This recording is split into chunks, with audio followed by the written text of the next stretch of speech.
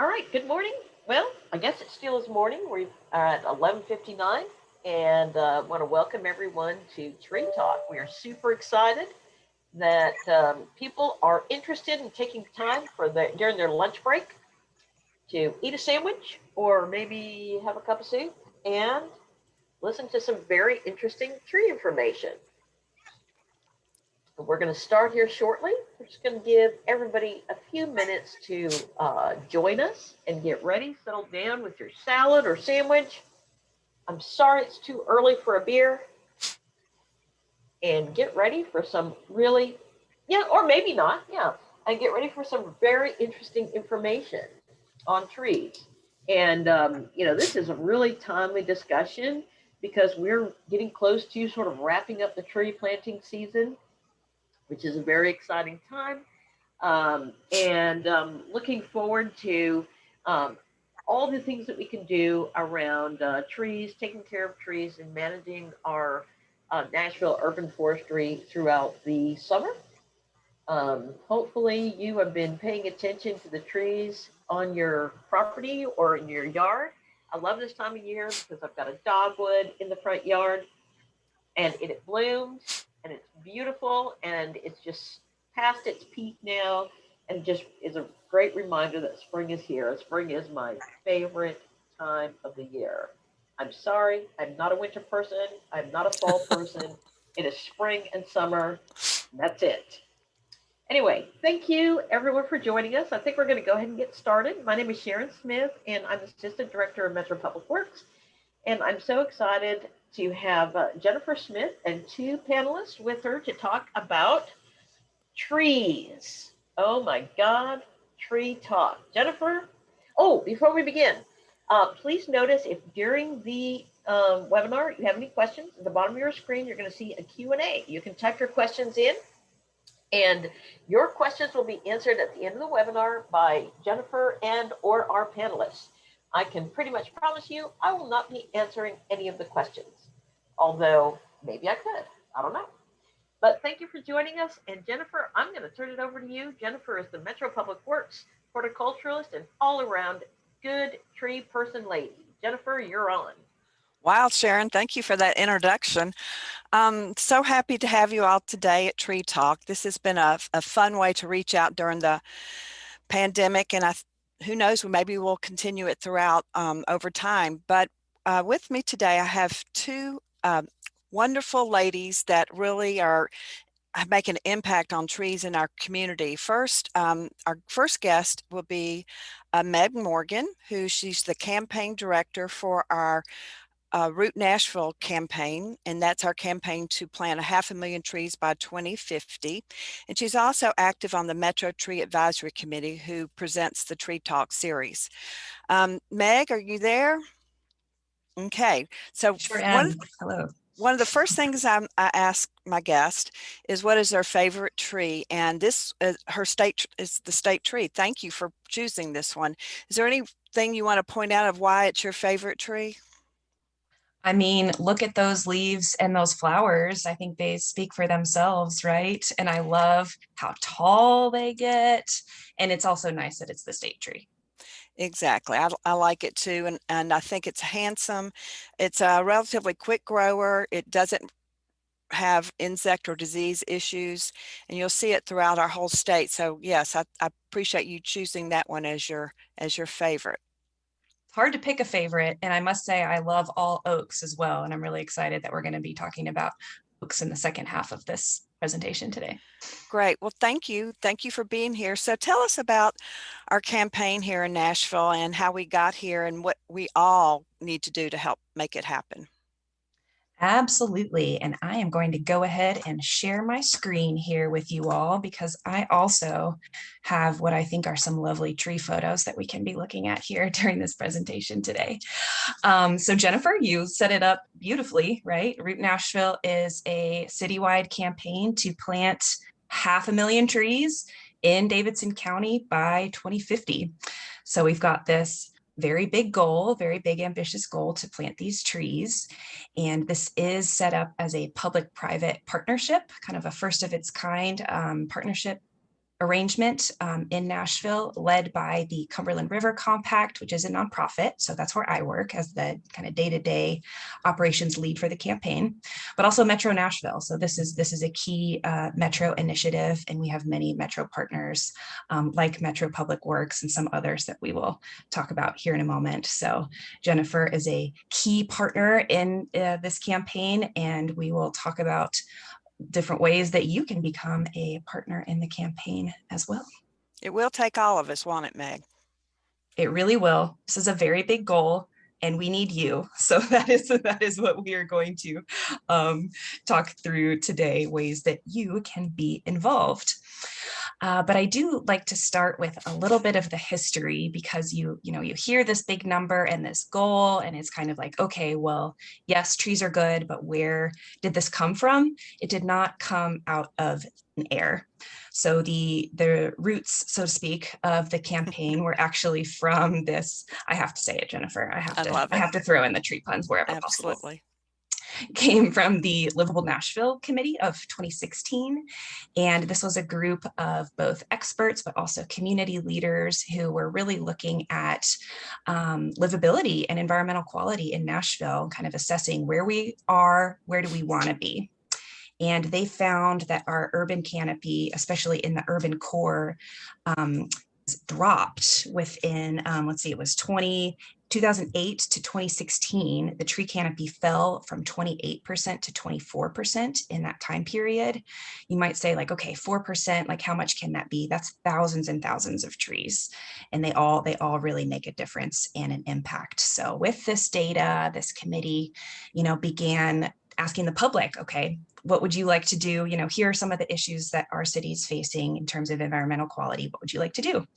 And there was massive interest in a tree planting campaign. So this is kind of where the seeds were first, planted for this happening. And that was in 2016. And then the campaign officially launched in October 2018. That's a photo of the very first tree being planted there on the right. I know you were involved in that as well, Jennifer. It was a big day for all of us. Getting started, getting going, planting that first one of 500,000. And I think it's interesting, how we have lost all that tree canopy over the years because of the amount of growth we've had in Nashville. Of course, the tornadoes haven't helped it. And simply, a lot of these trees are just dying of old age. They've been planted with the subdivisions starting, 50, 75 years ago. So yeah, that's to be expected that we're going to lose, and we're going to have to be proactive to maintain our canopy.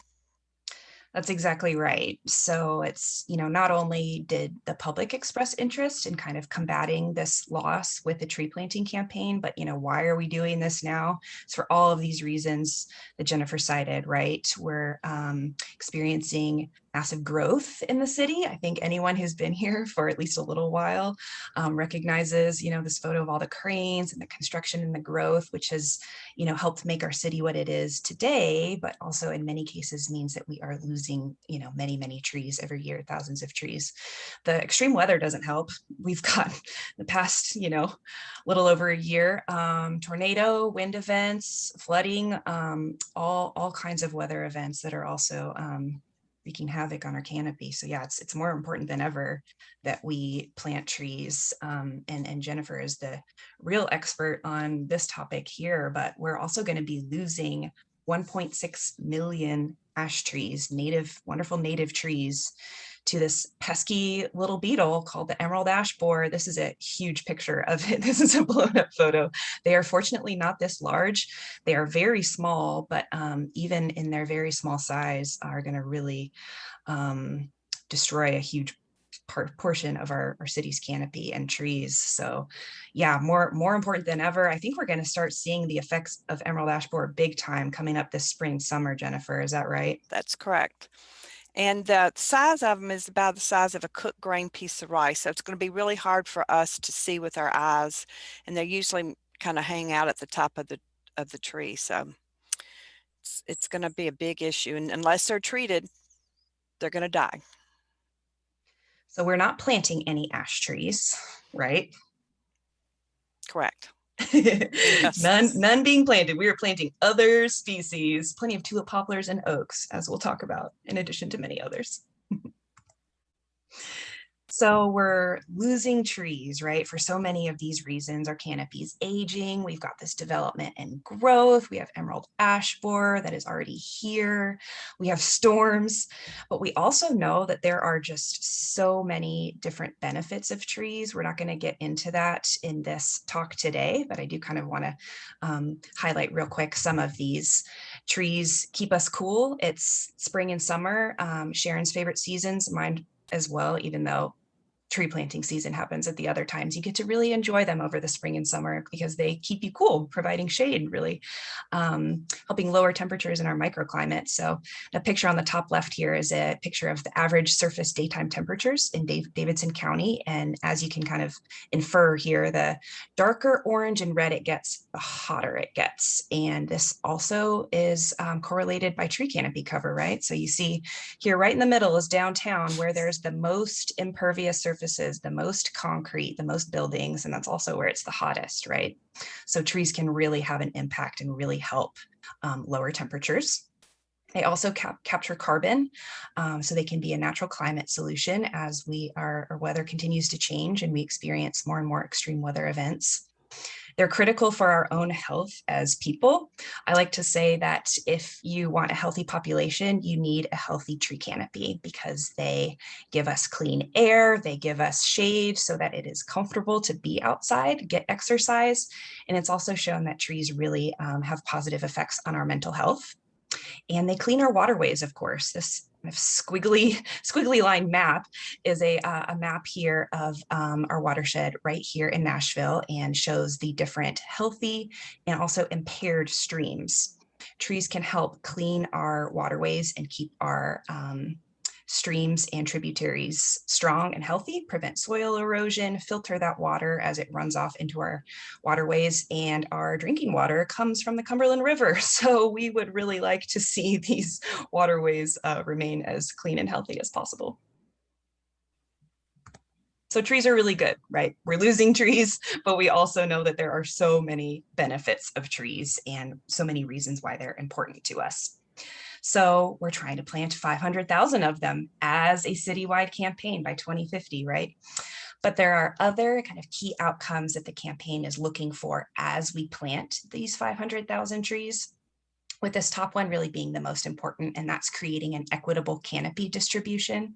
If you think about what the neighborhoods of maybe Green Hills or Belle Meade look like in terms of tree canopy cover, compared to areas like North Nashville, just north of downtown, or South Nashville, just south of downtown, they look really different in terms of tree canopy cover. And so because there are so many different benefits of trees, we really want equitable access to trees in this cover. So that's kind of a key outcome of the campaign. And then associated with this too are all these other reasons and ways that trees can have a positive impact. They can mitigate the effects of childhood asthma. It's shown that an area with more trees lowers the chances of children being hospitalized due to asthma. So really looking to mitigate those effects. Reduce the urban heat island effect. That's that photo we looked at with that red hot spot right in the middle. That's the urban heat island kind of surrounded by those cooler areas that are often more wooded and treed. Improving water quality, of course, keeping our water clean and strong, and then minimizing the impact of that pesky little green beetle, our emerald ash borer. So we're planting all these trees, but looking at achieving these outcomes as well. And planting all over Davidson County. And, the campaign is widespread in all corners. But because of those different outcomes that we're looking for, really focusing on these impact areas.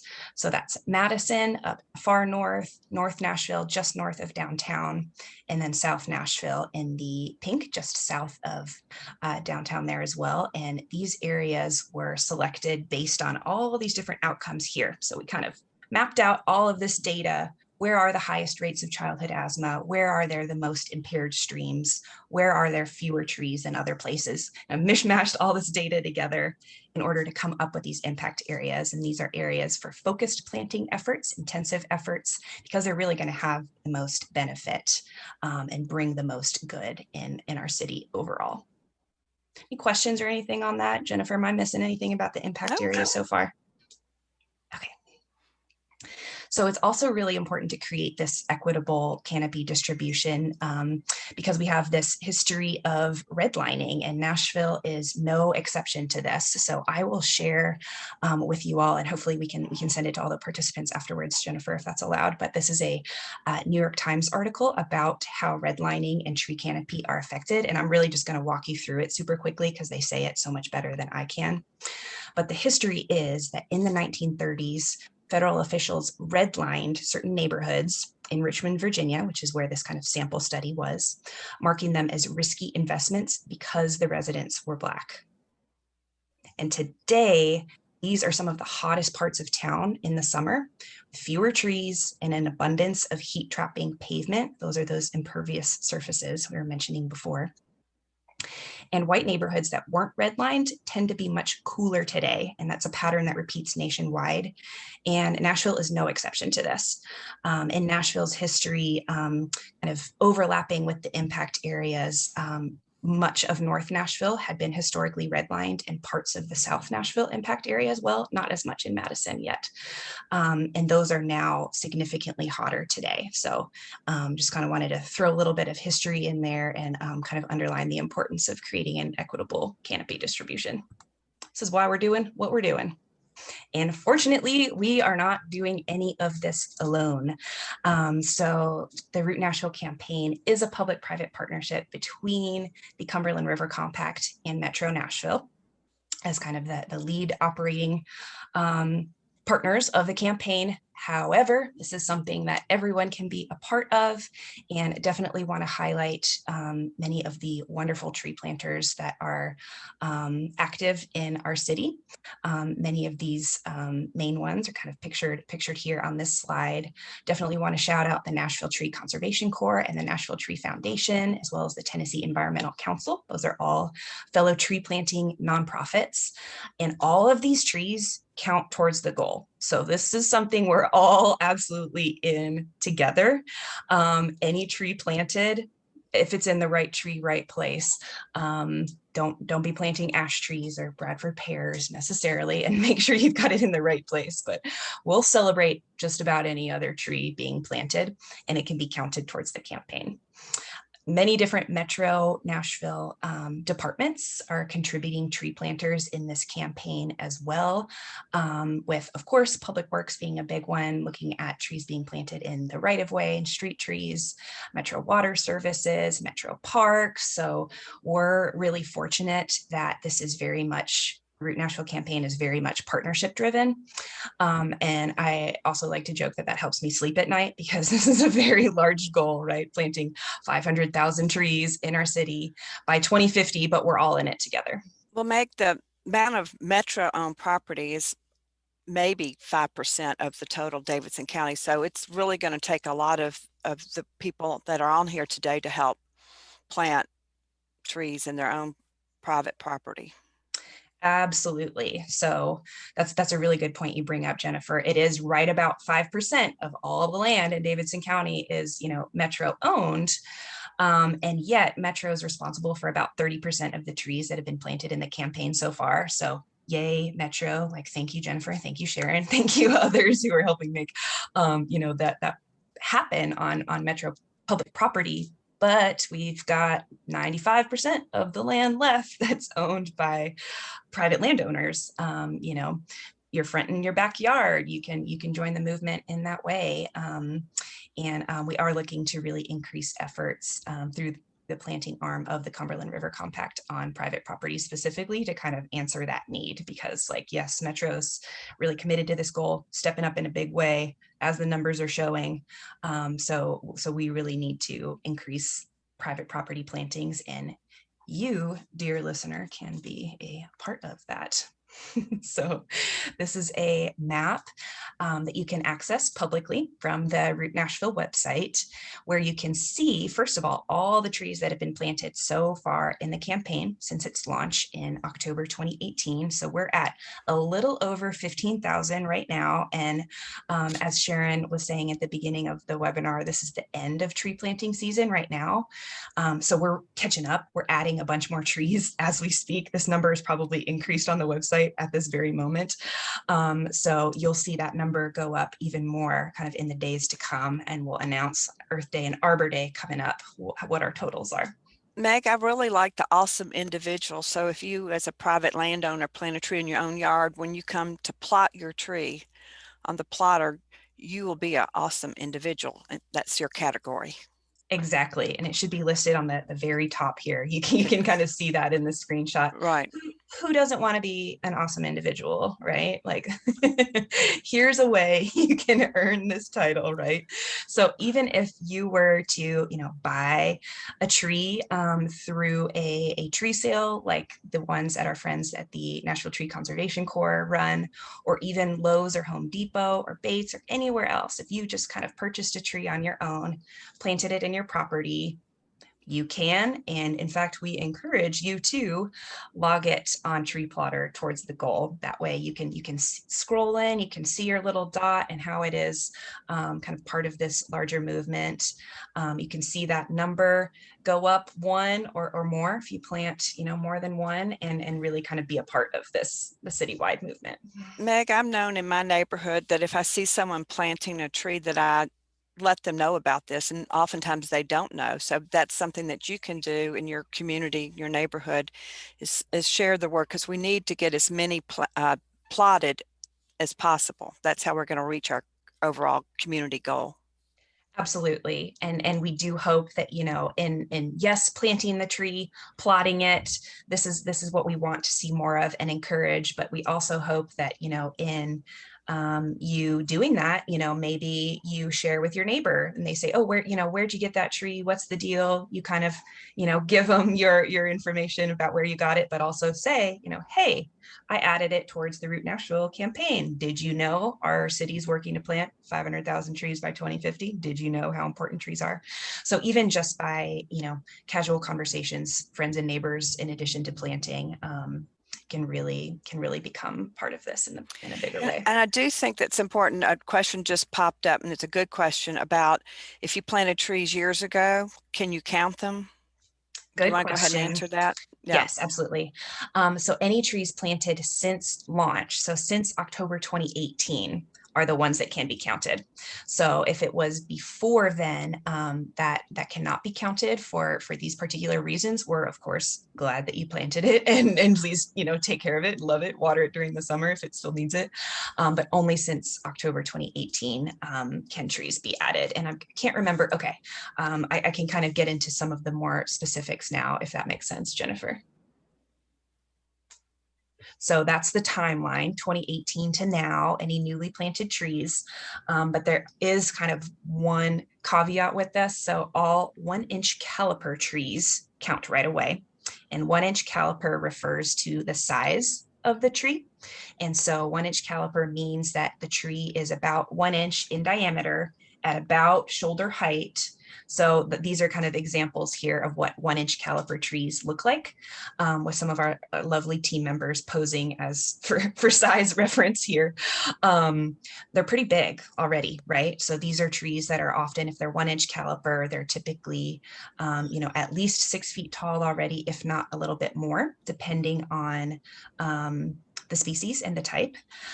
Or if you plant a smaller tree, because these are, big and heavy and sometimes expensive, depending on where you get them. If you plant a smaller tree, which we also encourage and want you to do, we just ask that you wait 1 year after it survives before you count it towards the goal. So we do have a tracking where we're tracking who is receiving free seedlings at giveaways, or who has reached out and said, can I plot my smaller tree? We'll have a reminder that goes out to you 1 year later to say, hey, did your tree survive? Let's get it added towards the count. And the reason for that is that we really want these trees to survive. We're planting 500,000 trees, but so that they last into 2050 and beyond, right? And when you plant some of the smaller ones, sometimes, they become deer snacks, or they accidentally get mowed over by a lawnmower. So we're making sure that we're counting trees that can really survive into their maturity. I hope that answers that question about what counts towards the campaign. happy to answer any other questions that might pop up as well. But I do want to kind of wrap up here by mentioning some ways that you can get involved. We mentioned a couple already. You can, of course, plant a tree on your own and log it towards the goal. In fact, we encourage you to do so and would love for you to do so. But there are some other ways to get involved in the campaign as well. One of those it's actually perfect timing for if you're really wanting to celebrate, upcoming Earth Day this Thursday, I believe, and then Arbor Day coming up the week after that. You really want to get more involved in your community, in your neighborhood, do something positive where you live. You can become a neighborhood planting captain. You can apply on the Root Nashville website, and if you're accepted into the program, you're awarded a certain number of free 1-inch caliper trees that you are then responsible for recruiting your neighbors for. So the thinking here is more of a grassroots kind of peer-to-peer recruiting for trees. You don't have to do any, kind of physical labor yourself. It's more of, having the connections to get to your own neighbors. And we've really found that to be more successful anyway. So we would love for you to help bring some trees to your own neighborhood. I think that this is a brilliant concept because neighbor to neighbor is really how you get it on the grassroots level and make a difference where people live. I mean, they are interested in their own neighborhood. So I always thought this was a great concept. Thank you. Yeah, and we're really excited about this as well. Last planting season was our first run with this program, and we did it in several rounds and kind of learned along the way. So I think our captains who apply and are accepted into it this year will kind of benefit from some of our pilot captain plantings last season that was also during the pandemic. So all the process. Exactly. So applications are accepted on a rolling basis for this captain program, and that is on the Root Nashville website. As mentioned, we've also got Earth Day and Arbor Day coming up, and if you really want to do something tangible, if you have a fellow tree hugger or a hippie in your life, and I say that with all the love in my heart, and speaking as a hippie myself, and really want to do something nice for them on Earth Day or Arbor Day, if you want to celebrate these lovely holidays, you can gift a tree.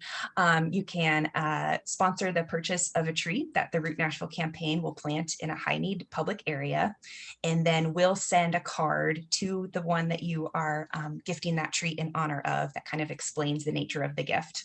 And then after the gift is, or the gift tree is planted, we follow up with your gifter to say, hey, your tree was planted in this area. Here are some photos. So this is kind of a tangible way you can celebrate these holidays and give back. You can sponsor the whole purchase of a tree, or you can donate towards the purchase of a tree, because these big trees can get expensive, and they still get the card. You can still kind of participate in that way. So we do have these green holidays coming up if you want to celebrate. Of course, during planting season, you can also get out there, get some exercise, get some fresh air, actually help get some of these trees in the ground. And I would say you can do that, through the Root Nashville campaign, through the Cumberland River Compact, but also with our nonprofit partners who are also adding trees to the campaign as well. So highly encourage you to volunteer, come out with us, come out with the Nashville Tree Foundation, and with others as well. All of these. It's a lot of fun, actually. I've usually out on the Saturdays with the different groups, and you really feel good about what you're doing, and that you've made a contribution to the community and society. And we invite people to come back. Maybe we're working with a group of teenagers and they get tickled when I say this, come back and bring your children and grandchildren one day. But that tree is going to be there, and you can say, I did this, and that really is special. Absolutely. You get really attached to the trees you plant. And at so many events, I've noticed volunteers naming the trees that they plant. Believe it or not, Cherry Seinfeld has come up more than once while planting a cherry tree. I don't know how, but this is just in the air, I suppose. But you can see that this is making an impact for a long time to come. As mentioned, you can plant a tree yourself and then add it towards Tree Plotter. We do have a video that shows you the steps of how to add your tree in Tree Plotter, and a blog post as well. But it is pretty user friendly. I think you kind of create a username, add your address, add your tree species. It gets added towards the count. So as mentioned, we definitely encourage you to do that. But some of these other ways are just kind of general advocacy and awareness as well. You don't necessarily have to, get out there and dig a hole unless you want to, and we'd love to have you. You can bring a presentation if you're a member of a neighborhood association, a church, a school, a business, or club. I think everybody can think of at least one of these that they're a part of, and maybe they would like to hear a little bit about the benefits of trees. Why is it that in order to be a healthy community, we need a healthy tree canopy? Let's bring that conversation to my neighborhood or my church. So that's absolutely an option, and would love to talk to you about that. You can be an advocate on your own end, encourage your friends and family to plant trees and also to log them on tree plotter. And we're also to plant them and care for them. Yes, we cannot forget the caring as well. So we're about to hit watering season. We have planting season and then we have watering season. So we recommend May through September. So we're coming up here in a couple weeks on watering season, making sure your newly planted trees get at least 10 gallons of water a week. Or if it rains an inch that week, then you don't have to mess with watering. So you kind of keep an eye on the weather. If you've received a tree through our end of the campaign, we'll send out reminders every week that say water this week or don't water this week. But you do want to make sure that you do that in order to give it that long, mature life. Yeah, and the first 3 years are really critical developing that root system. So, and then times after that, if we have a drought. Absolutely. It's those first 3 years totally super important for getting these trees established. Those first 3 summers are probably the most critical times for watering. And then, fingers crossed, knock on wood, that we don't have a situation 2 years ago like we had in October with that crazy drought where we didn't get rain for so many weeks. You'll want to water if in situations like that. Again, hope it doesn't happen. Some of your more established trees could use a little bit extra love during that time as well.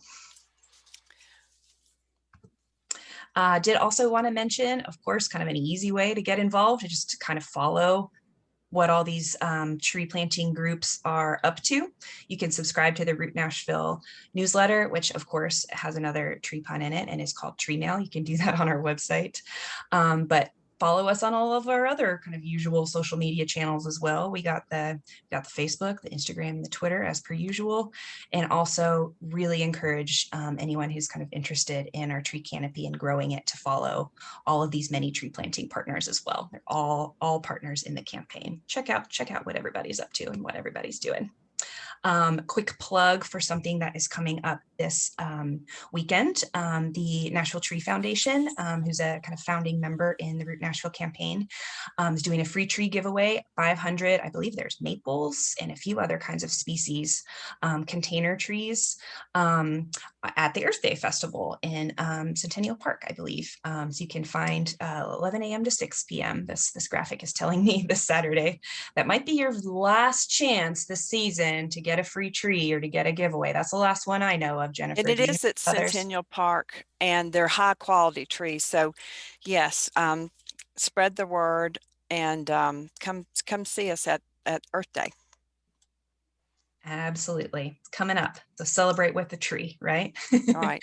So I'll pause there unless there are kind of questions. But we'll do questions at the end. But thank you, Meg. And absolutely. And so we're going to let Anne share her screen now. It's a process.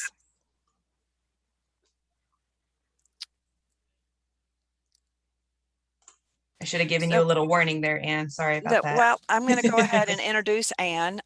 She also is active with the Metro Tree Advisory Committee, like Meg, and she is a water resource engineer, which really impresses me because we need more people like her. She's worked for over 30 years with stream monitoring and working for water quality. And in her retirement, and somewhat recent retirement, I think the love of trees and wildlife has taken a high role in her life, and just fascinates me that she really got interested in taking a information from the it's from the University of Tennessee and making it into a practical companion when you're out hiking.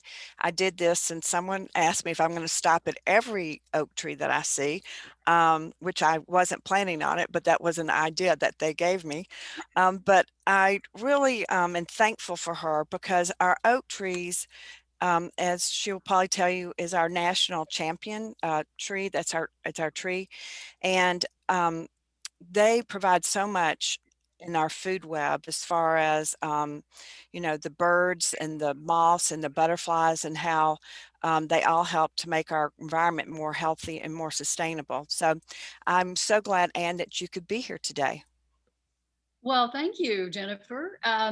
And thank you for inviting me. I'm very happy to be tree talking today about oaks.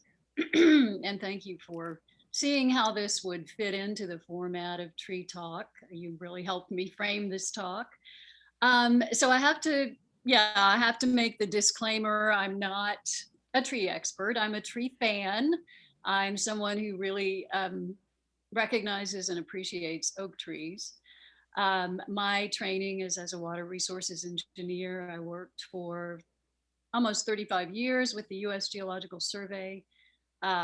My job was to analyze watershed and stream data and to try to get a better understanding of floods and pollution in Tennessee streams.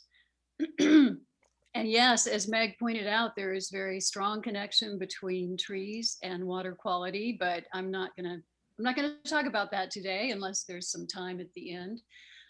This is what I'm gonna talk about. I'm gonna start by answering the question, why oak trees? Why am I so focused on them? There's been a lot of buzz about oak trees in the last few years, and we're just starting to recognize how important they are, what an important resource they are in Tennessee and the nation. And then I'm going to talk about recognizing oak trees in the other sense of the word recognizing, and that is a flashcard series that I'm glad that Jennifer had hers. Here it is, a flashcard series that is based on a document by UT professors that can help you identify and recognize oak trees. And then finally, I'm going to end up by talking about Nashville, about some cool facts about Nashville trees. So I'm wondering how to advance my slides. Meg, do you have a suggestion for that little arrow? Sometimes helps me. You might be able to click as well. Or click enter. Maybe a return. No, I'm getting kind of a weird beeping sound coming through as I try to do that.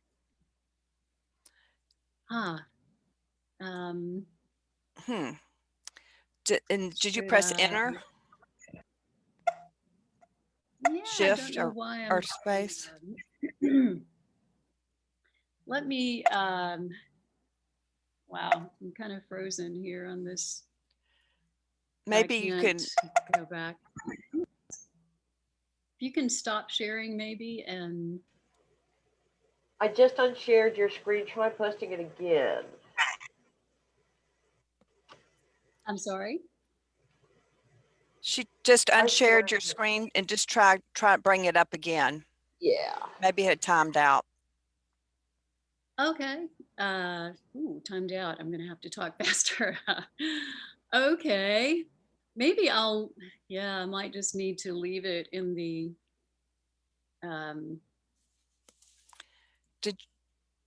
so you can share your screen, try that again and see if it will now move forward. Okay, I'm getting it says host disabled participant screen sharing. My bad. Well, are you able to now you should be able to. Sorry. Okay. Nope. There it is. About that. I wonder, okay, I'm gonna see what happens now. You can enlarge it. Ah, good. Okay. There we go. Excellent. Okay, I'll talk fast. No, you're good. You're good. Thank Okay. you. So yeah, why should we love oaks? And as it turns out, we do all love oaks. Americans really love oaks. In a contest that was run by the National Arbor Day Foundation in 2001, oaks won hands down.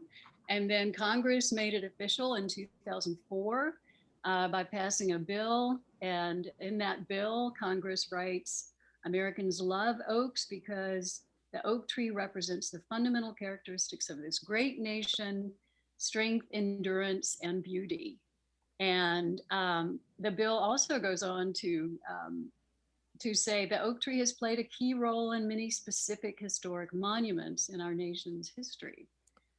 And then they go on to cite, mention a few great oak moments in history. And it's really cool. I would recommend that as reading to someone who's a fan of American history and a fan of oaks. The other reason to love oaks is that they are, as Jennifer pointed out, they are ecosystem superheroes. And biologists, of course, have known this for years, but some of us, including myself, have just recently become aware of how important they are in food webs. They really are a standout compared to every other kind of tree, every other genera of tree. I've got showing Douglas Tallamy's latest book, The Nature of Oaks, which just came out this year. It's hot off the press. And as he says, oaks, well, not only do they produce all the acorns that fuel our wildlife, our mammal wildlife, but they also support more caterpillars than any other plant genera. And caterpillars are what fuel terrestrial food webs for wildlife. So super important from that standpoint. And oaks are the dominant trees around here in Tennessee. We have 70% of our forest types are oak hickory forests, and then oak pine and oak gum cypress make up another 10%, so that's 80%.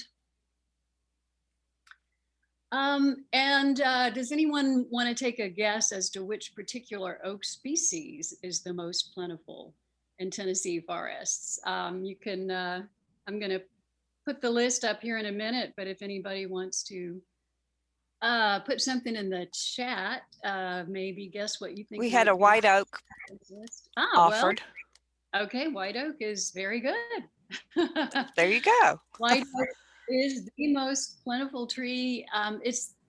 In terms of mass, I should say, because actually red maple is most plentiful if you are counting numbers of individuals. But if you're looking at mass, white oak is the top, and then tulip poplar, our state tree, chestnut oak, high up there, scarlet oak, black, and northern red oak. So when you're looking at a forested hillside and seeing this great mass of leaves, you're really looking at mostly oaks. Pretty cool. Another reason to get excited about oaks is that the high diversity of oaks that we have here in Tennessee. There are 58, by some counts, there are 58 species of oaks native to North America, and over a third of those are native to Tennessee. And you can see this map shows you there's some real pockets of high diversity in Kentucky and in Middle and West Tennessee and Alabama, Georgia. So that's another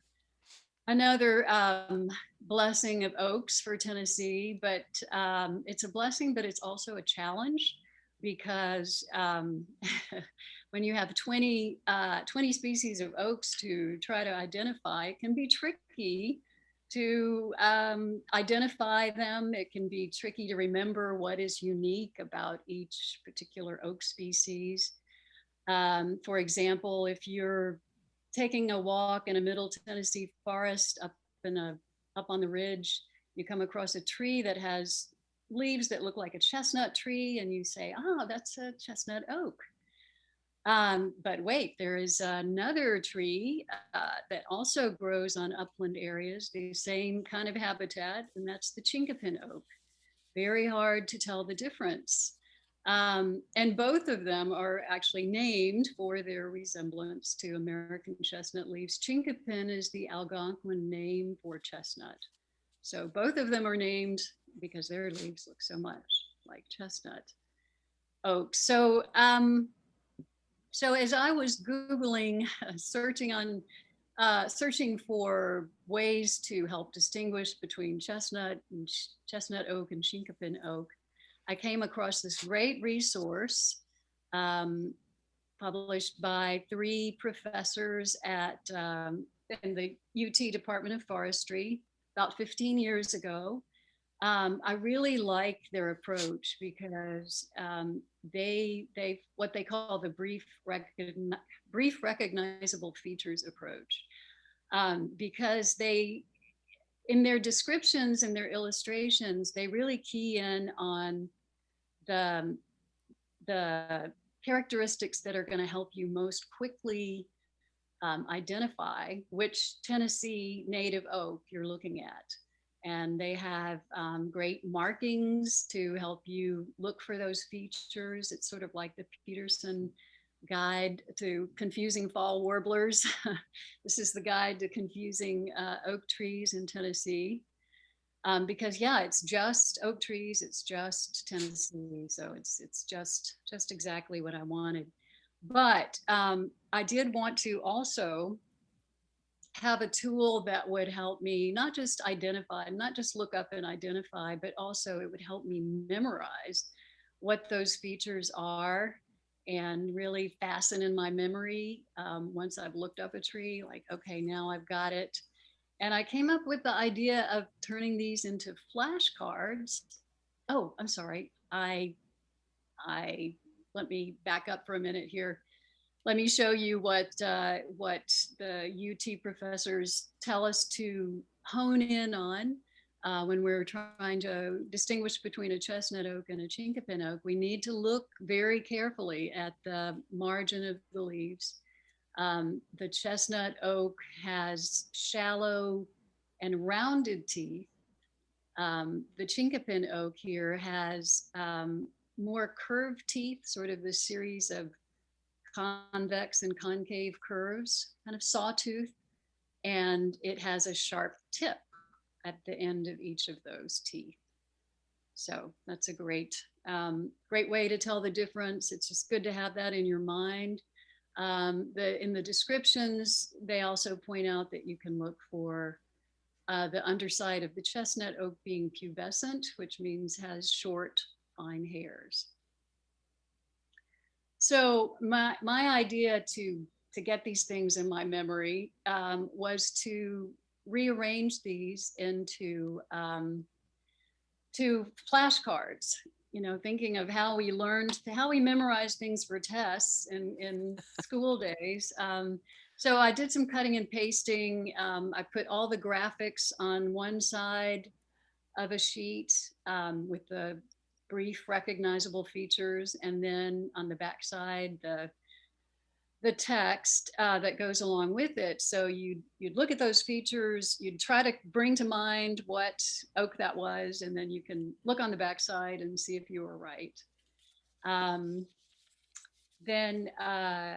So this PDF document that's the rearranged version of the UT document is now available for anyone to use, thanks to these professors and UT Department of Communications. They have said it's fine for us to distribute this information as long as it's being used for nonprofit and for educational purposes.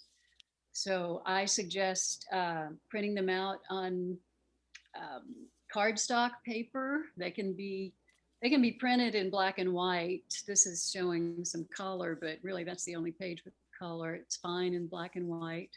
So you print them out and you cut them into 4 different cards, each page, 4 different cards.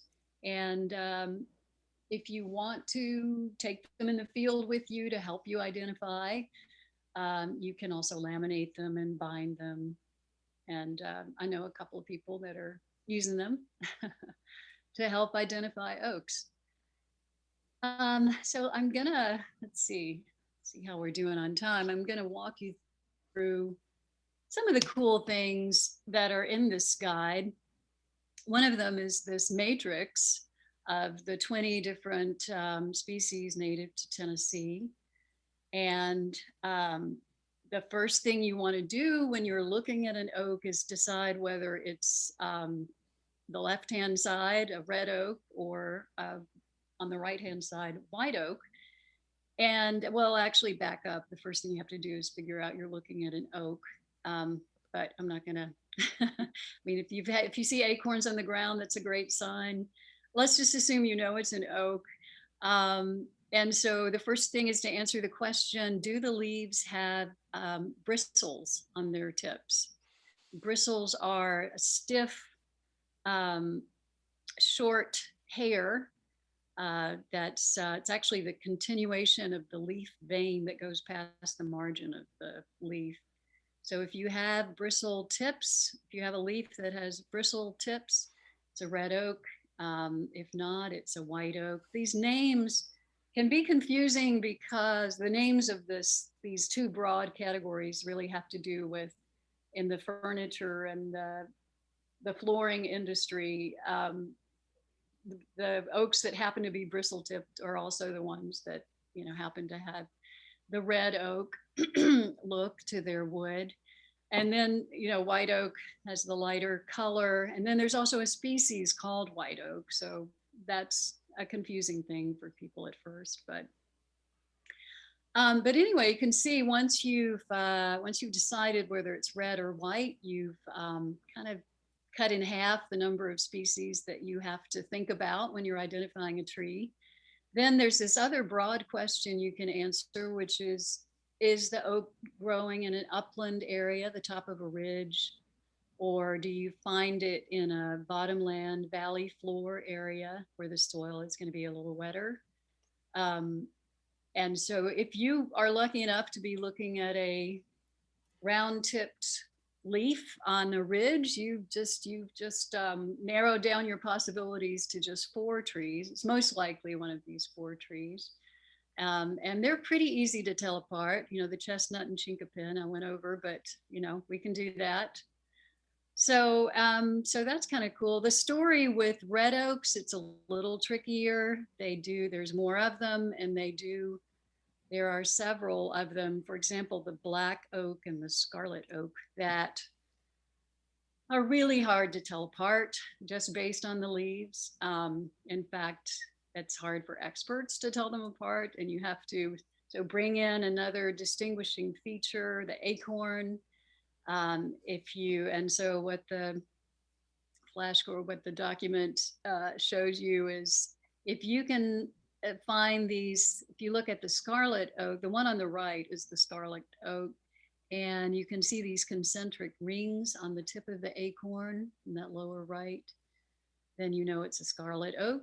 And the black oak also has a particular characteristic to its acorn. The scales at the top of the acorn cup are loose, and so it gives it a little fringy look, which only black oaks have, so that helps. But it's not all splitting hairs when you identify oaks. Some of the species are unique and unforgettable. I think the first time you really identify a Bur Oak, you'll never forget it because it doesn't look like any other oak. It's got a huge leaf, and in particular, this deep sinus halfway up the leaf is very characteristic on most leaves. You don't always see that. It has a very unique acorn with a very hairy fringe around the top of the cup. And in fact, its name also comes from a similarity to the chestnut, because the acorn of the Bur Oak looks like the burr of the chestnut tree, the American chestnut tree. Other cool things about it, it's the only tree in Middle Tennessee that resurrection fern grows on. And it only will grow on Bur Oaks that are more than 220 years old, according to Randy Allen. So you know you're looking at an old tree when you see resurrection fern on it. And if you've never seen that, I would recommend going to the Harpeth River Greenway, the Woolwine Trail that leads off from the parking lot on Highway 100. And there's just a gorgeous oak there, Bur Oak. And so to wind up here in Nashville, I've had fun looking through records online of the world's biggest oak trees. And making notes of where they are. Driving around, and you can tell I'm retired because I'm driving around looking at trees. So this Bur Oak on Brick Church Pike is the 4th largest oak tree in the world. According to this website, monumentaltrees.com, that's they keep records of trees throughout the world. Another record here in Nashville is the Willow Oak that's on Leland Lane. It's the 3rd largest willow oak in the world. You can find the actual address of these yards, and if you're interested, and drive by. This one is this is Nashville's. This is the 3rd largest white oak in the world on Franklin Road. And I think the white oak is my favorite tree, just because of this amazing shape that it develops when it grows in an open space like this, and the fall color is gorgeous. And so Nashville has the 3rd largest white oak. The 4th and 5th largest white oaks in the world are also in Middle Tennessee. They're in McMinnville. So I'm really curious why Nashville is blessed with yet. Something else regarding oaks is that we seem to have all these record oaks, and I don't know why that is. I'm curious about it. Is it because there are just a lot of people here tuned into this and that want to go out and measure these trees and put them in this database, or is there some reason why? It's just a question I think is fascinating, and I would like to know more. And I'll stop there so we have some time for questions. Gosh, Ann, that was so fascinating. Learned so much, and I can see why the white oak in particular is your favorite tree. It's one of my favorite too. It just has a certain distinction about it that I'm attracted to. Sharon, do we have any questions? We have a couple of questions. Why are hackberries, or why were hackberries so popular in the 50s and 60s when homes were being built? Well, it's hard to know what the industry offered at that time back then. And I think a lot of the hackberries that we see today were planted by birds, not by the landscape companies. But if a couple of years ago, well, about 8 years ago, we had a spot inventory in East Nashville, and the hackberry was the #1 tree. So in some respects, I know that there can be pesky, and they can split a little bit on the branches coming down, but without the hackberry, we would have much less of a tree canopy in Nashville. And we've benefited from that. The birds have benefited from it for generations. I think a lot of the ones significant ones are coming down now, whether it's the wind, tornado, and people, of course, will not be planting them back. So it's going to change our canopy forest in the next generation or so. Ann or Meg, do you have a thought on hackberries? It's a native tree, and you're right, Jennifer, they're berries, right? Which really helps birds over the winter. I love hackberries far away from houses or structures. If they're not near anything that is going to potentially harm, a structure or an individual, they're so great at a distance. I think I don't think there's many good things about Bradford pears, but I do think there's some good things about hackberries. I know it's controversial to say. Ann, do you have a thought? Well, I didn't used to love hackberries, but I do now because when you're reading about which trees support caterpillars and support the food web for our wildlife, hackberries are really high up there on the list. We should show them some love. Okay, next. Excellent. Here's the next question. What are the details of the new tree ordinance that was just passed in Metro Nashville? You know, that's a lot of details. It has a lot to do with heritage tree categories, changing the tree density units for commercial properties. And I've been thinking about having a tree talk on that because it's, and there's some actual other ordinances going through Metro City Council as we speak as well. And so I think that just needs to be a whole presentation to talk about that. But, you know, we're even working on how much soil is needed for trees in the urban setting, street trees, soil volume. One of the other things that came up, we did pass, it was a landscape architect needs to stamp certain types of designs that are submitted. But it's all towards helping us to sustain our urban forest. So we've got residential code that talks about, you know, planting a tree every 30 feet thereof in front of residential homes. We have the downtown code that has a segment on trees, and then we have our code for commercial development. So I think that's what we'll do, is just wait for a whole presentation on that. That's really interesting. All right. So how do you root a tree by its acorn? Anne, would you like to talk about that? Yeah, I'm sorry. What was the question again? How do you root a tree by its acorn? How do you? How do you what a tree? Sorry. How do you grow a tree? I guess I should say. Oh, yeah, I see. I can't really answer that. I haven't tried to do that. So squirrels do a lot of that for us, and when they plant them, but you can stratify acorns too. And each tree species has the amount of time that they're asked, you know, to stratify that species. And so those are some of the techniques. I mean, you can just plant it. When I've done it in the past, I've done it in a small container, and you know, some roots, I mean, acorns respond to, like the giant sequoias, let's say, it has to have a fire at a high temperature before it's going to start to root. So each tree species has their own preference on how do you stratify it, and then how do you plant it. But the squirrels seem to be very successful. Well, and we love squirrels. Right. All right, that is all of our questions. Okay. Any parting thoughts? Anne, I would like to share one more slide. If you would undo your screen and I'll share mine. I will do that for you. Okay. Thank you. Very good, Jennifer.